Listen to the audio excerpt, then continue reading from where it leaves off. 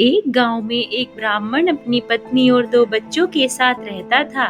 एक दिन ब्राह्मण ने अपनी पत्नी से कहा, आज के बाद तुम मेरे बिना एक रोटी का निवाला भी नहीं खाओगी। मुझे ऐसा डर लगता है कि अगर तुमने मेरे बिना कभी खाना खा लिया तो तुम बकरी बन जाओगी। वो तो ठीक है, मैं नहीं खाऊंगी, लेकिन तुम भी एक वादा करो कि तुम भी मेरे बिना आज के बाद खाना नहीं खाओगे। मुझे डर है कि कहीं तुम चीता ना बन जाओ। इस बात पर दोनों राजी हो गए। इसी तरह काफी दिन बीत गए। दोनों जब भी खाना खाते तो साथ में ही बैठकर खाते थे। एक दिन बच्चों को खाना खिलाते समय ब्राह्मण की पत्नी ने एक निवाला खा लिया और उस समय ब्राह्मण भी वहाँ पर नहीं था। रोटी का एक निवाला खाते ही वह औरत बकरी के रूप में आ जाती है। यह देखकर उसके दोनों बच्चे हैरान रह जाते हैं। शाम होते ही जैसे वह ब्राह्मण अपने घर आता है तो वह देखता है कि एक बकरी उसके घर के बाहर घूम रही है।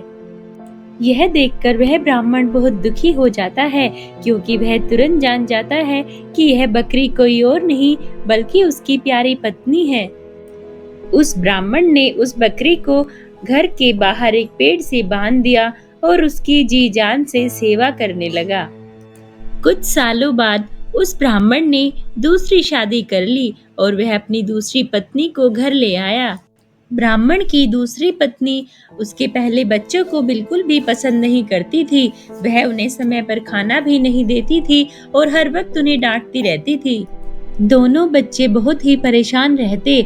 उनकी बकरी माँ भी उनकी हालत देखती थी, लेकिन वह कुछ भी नहीं कर सकती थी।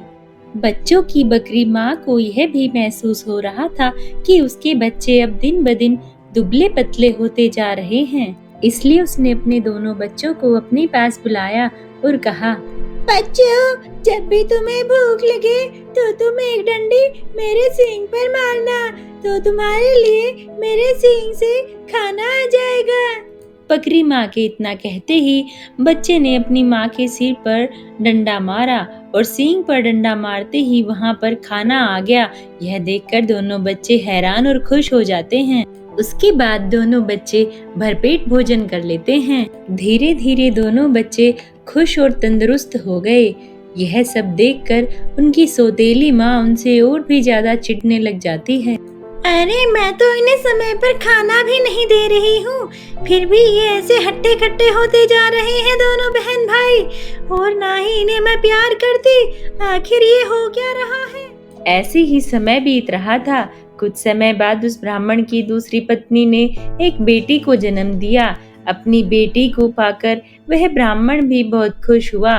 ब्राह्मण की पत्नी अपनी बेटी से बहुत ज्यादा प्यार करती थी। कुछ दिनों बाद ऐसे ही समय बीतता गया और वह लड़की काफी बड़ी हो गई, चलने फिरने लगी, बोलने लगी।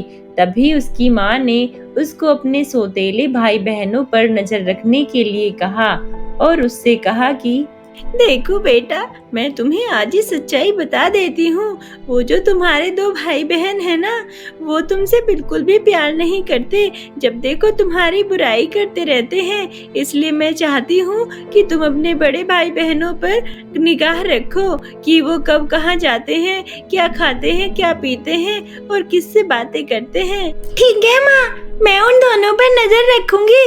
और एक और बात माँ, पसंद तो मुझे भी वो दोनों कुछ खास नहीं है। उस दिन वह छोटी लड़की अपने दोनों बड़े भाई बहनों के पीछे पीछे ही घूमती रही और आखिरकार उसने अपने दोनों सौतेले भाई बहनों को उस बकरी की सींग में डंडा मारकर खाना खाने वाली बात भी पता चल जाती है। अरे मम्मी, आपको तो कुछ पता ही नहीं है। जो बात मैं आपको आज बताने जाऊंगी, उसे सुनकर तो आपका बहुत गुस्सा आ जाएगा।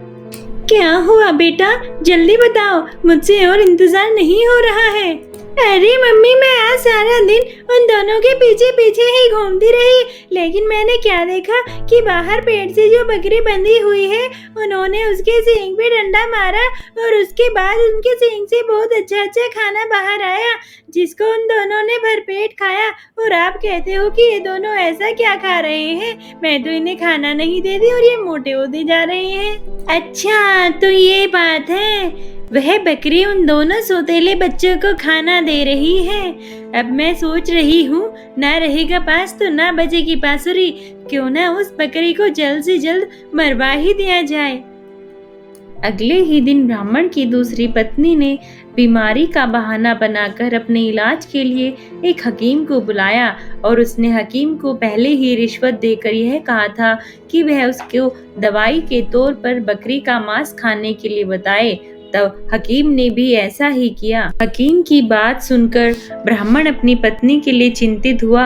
हालांकि वह बकरी को बिल्कुल मारना नहीं चाहता था, फिर भी वह अपनी दूसरी पत्नी को ठीक करने के लिए उस बकरी को मारने के लिए तैयार हो जाता है। लेकिन बकरी को मारने वाली बात सुनकर उसकी पहली पत्नी के दोनों बच्चे बहुत दुखी हो जाते हैं और अपनी बकरी माँ के पास जाते हैं। माँ, मुझे बिल्कुल भी अच्छा नहीं लग रहा। पिताश्री अब आपको मरवा देंगे और उस सौतेली माँ को खिला देंगे। वह तो चाहती ही नहीं कि हम कुछ खाए पिए, और आपको तो उसको पता ही नहीं कि आप हमारी माँ हैं। अब हम क्या करेंगे? हमें खाना कौन देगा माँ? और हम आपके बिना कैसे रहेंगे? मेरे प्यारे बच्चों, रो नहीं। जो जिंदगी मैं जी रही हूँ, ऐसी जिंदगी से तो मर जाना ही अच्छा है। रो नहीं तुम दोनों। मुझे तुम्हारे खाने को लेकर कोई दुख नहीं है, क्योंकि अगर तुम मेरा कहा करोगे तो खाना तो तुमको उसके बाद भी मिलता ही रहेगा। मेरे मरने के बाद तुम लोग मेरी हड्डियां इकट्ठी कर लेना और उसको किसी ऐसी जगह दबा देना जहाँ उनको कोई ढूंढ ना सके। फिर जब भी तुमको भूख लगे तुम वहाँ आ जाना। तुमको वहाँ बहुत सारा खाना मिलेगा। उन दोनों बच्चों ने अपनी माँ से बात खत्म ही की थी कि उनके देखते देखते वहाँ पर एक हट्टा खट्टा और बड़ा सा कसाई दो बड़े बड़े चाकू लेकर पहुँच जाता है, और वह बहुत ही फुर्ती से उस बकरी को काट कर मार देता है। उसके बाद ब्राह्मण की दूसरी पत्नी ने भी उस बकरी के मांस को पकाने में तनिक भी समय नहीं लगाया और झट से बकरी को पकाकर तैयार कर दिया और फिर उसे खाने बैठ जाती है। वह सारा मांस खाकर बची हुई हड्डियों को बच्चों को दे देती है। दोनों बच्चों ने उन हड्डियों का वही किया जो उनकी बकरी माँ ने उनसे करने के लिए कहा था। उन्होंने उसकी हड्डियां एक ऐसी जगह दबा दी जहाँ कोई भी उन्हें ढूंढ नहीं सकता था। अब जब भी उन बच्चों को खाने की जरूरत होती, वो वहां जाते और उन हड्डियों से खाना मांग लेते। उनको खाना मिलता और वो भरपेट भोजन कर लेते थे। इससे उनकी तंदुरुस्ती भी ठीक होती जा रही थी और वो भूखे भी नहीं रहते थे।